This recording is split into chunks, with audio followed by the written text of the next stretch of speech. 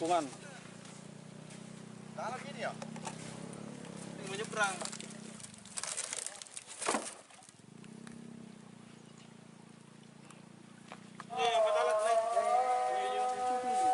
Pak, begini.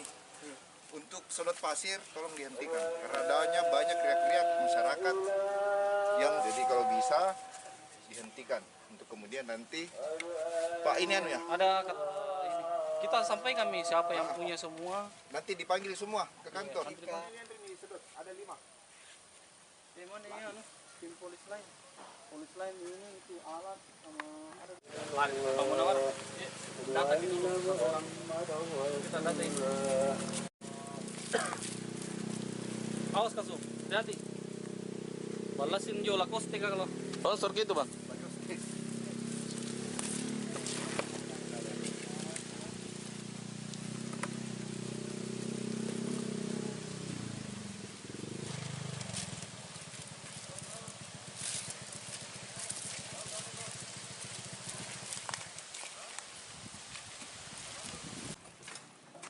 Naik ya, calon kanan kan.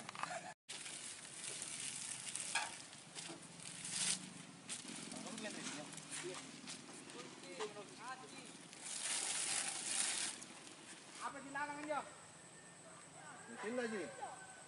Mesin lagi toh.